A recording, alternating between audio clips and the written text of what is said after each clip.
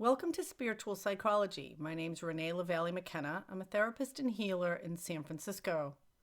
And I want to talk about our consumer culture, but I want to talk about it from a different perspective. I want to talk about our consumption of information. Particularly right now with COVID-19 and sheltering at home, people are spending more time on screens even than usual. According to the Nielsen report, the average American watches 5 hours of TV a day. That's 35 hours a week. That's 77 days a year spent watching television.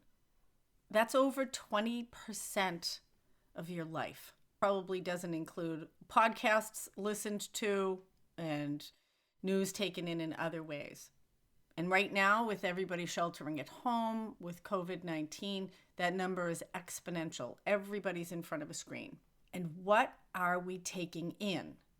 There's a lot of talk about self-care, eating healthy food, exercising, getting enough sleep. But do we think about what we take into our minds and our emotions and our spirit? Reading, watching, listening, they're consuming. You're taking stuff in, just like you take in food. And it gets digested in your system, of course, in a different way than food does. And a lot of times we don't pay any attention to the quality of what it is we're actually consuming in information. So if we start to think about what we watch and what we listen to in terms of feeding our mind and our soul and our emotions, are we feeding on fear? Are we feeding on violence? Are we feeding on other people's ideas and creativity that we might not even really want to take in?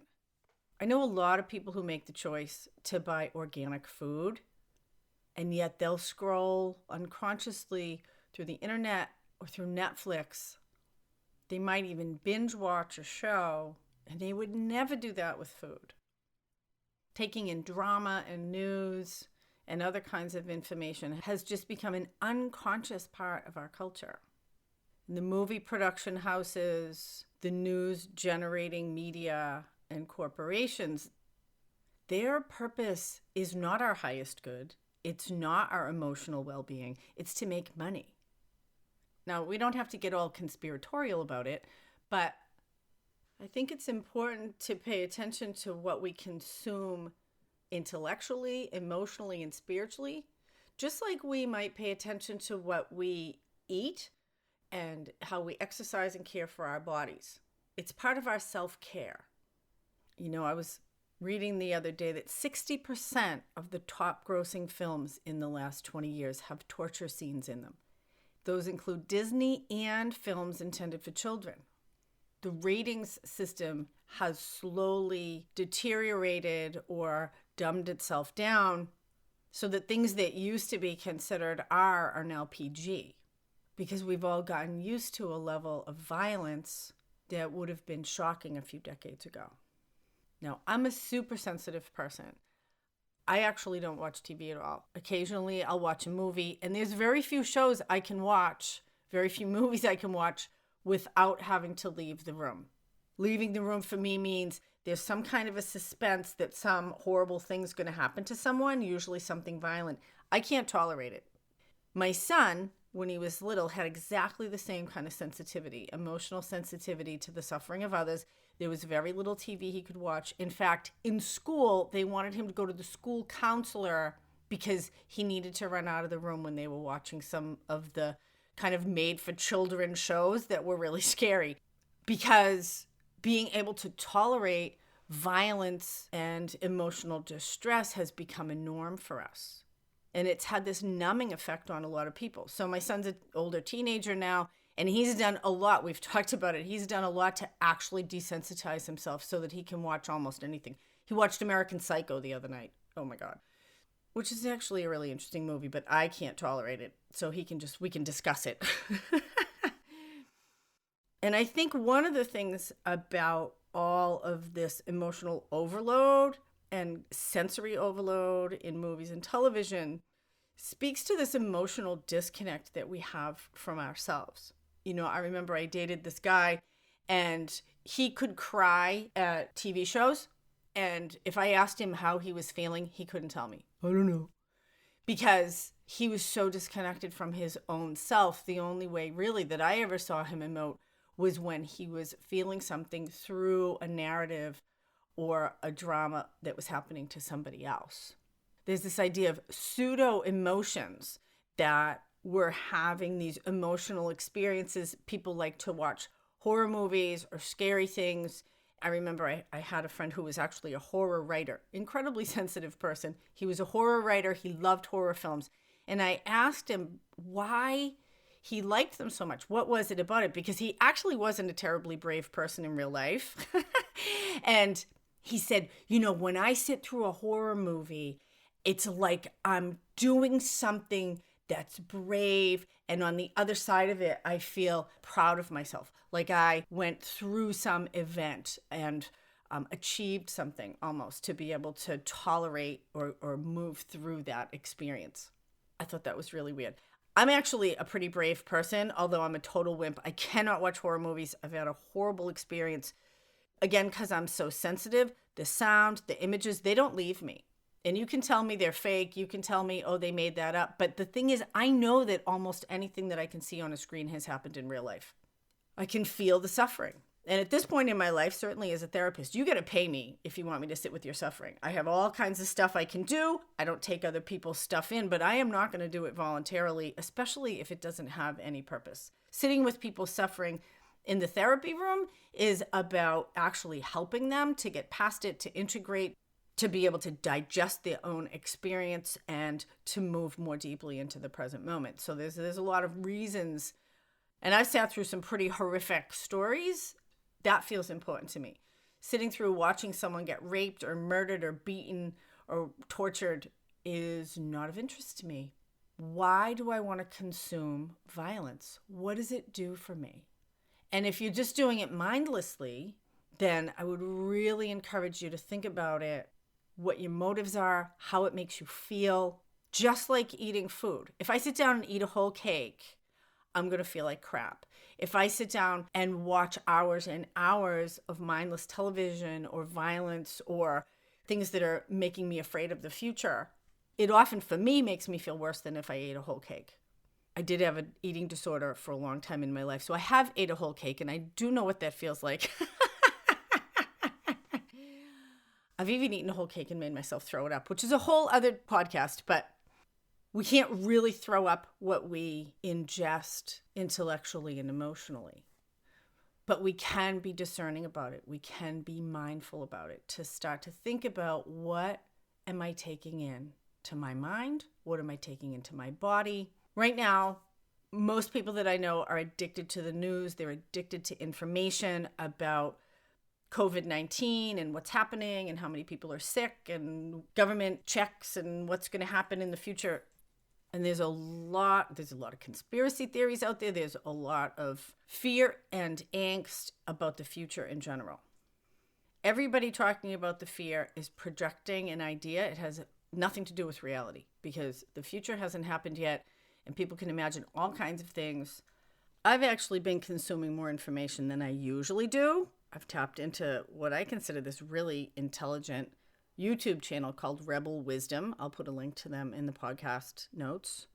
Listening to some really visionary, intelligent people talk about different ways things can go in the future and some really creative and constructive and profound ideas. Most of what I see in mainstream media is sensationalism and drama that's based on fear and getting people riled up, which gets them more views, which makes them more money. And I understand the idea of wanting to keep up with what's happening. Some people feel a real responsibility to know, quote unquote, what's happening in the world. But often what I see, again in mainstream, is kind of a repetition over and over again of the same information said lots of different ways. Even with movies and TV shows, we tend to have this narrative of there's a good guy and there's a bad guy, and you have to overtake the bad guy by doing something violent. That is the main theme. I find it kind of boring. I would love, in fact, to find a good TV show or a movie that I actually find interesting enough that I want to watch it. I'm kind of picky. So if you have any good suggestions, please send them to me. I see a lot of really beautiful cinematography and fabulous music and very poor writing and character development and plotline. So I found for myself that I would much rather do gardening. I'm taking an online course right now. I do a lot of my own artwork. I'm actually going to paint a rest of a mural on the back of my house when I finish recording today. And I like the idea that life is a conversation, or like breathing in and breathing out, that we're always taking things in and then we're breathing out into the universe. In the consumer culture, the direction just tends to go one way. We just tend to consume. We take stuff in, we buy stuff. It's more and more. When are we generating? What are we expressing? Just like when we eat food, it nourishes our body, it empowers us to be able to move in the world in a healthy way. When we take in information, when we consume media, stories, narratives, information, what do we do with that information? How is that processed within us that can then inspire us to generate something worthwhile into the world? I actually encourage people to spend at least as much time generating as they are consuming. We all have gifts and talents to bring into the world. Certainly, it's fine to be entertained, but just a life of entertainment and consumption is not fulfilling. Really, what fulfills us is to bring what's inside of us out into the world. And we all have something to bring. And I think the most important things that we can bring are the things that bring us joy, the things that fulfill us, the things that make us feel good, the things we're interested in. We spend more time doing those, encouraging other people to do them, or just sharing them. That breathing in and breathing out of information, that breathing in and breathing out of energy, that exchange that we have with the world. It's like eating food and digesting it, extracting the nutrients we need and excreting the rest. That's a healthy process.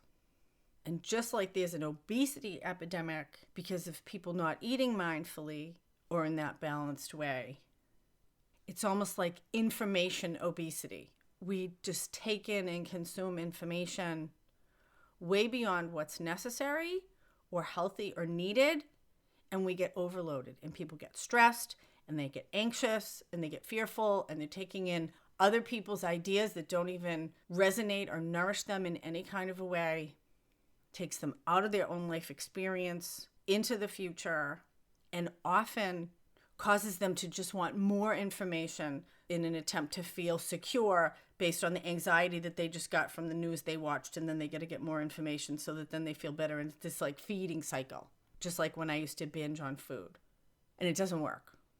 I'm pretty extreme. I have a really thick filter about what gets through as far as information goes. Anything important in the world happens, I find out. Absolutely.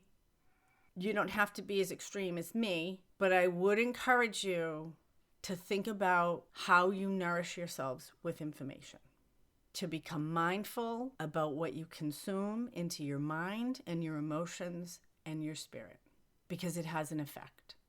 And we have more control than we think. There's an off button on almost everything that gives us information. So if you're feeling out of sorts, if you're feeling anxious or stressed, I encourage you to take a little media fast, even just for a day or two, and do an experiment and see how you feel. The screens aren't going away, and we have a responsibility to ourselves in managing our relationship with them. So just like making healthy choices in the food aisle, can we start to make healthy choices on our phones, on our televisions, on our computers?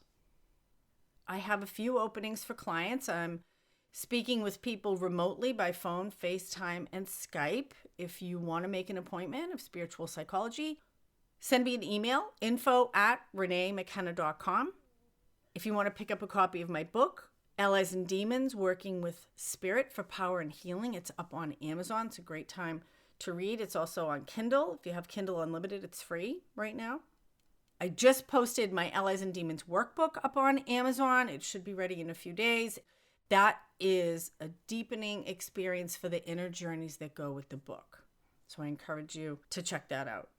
Stay safe, Be well. Blessings on your path until we meet again. This is Renee LaValle McKenna in San Francisco.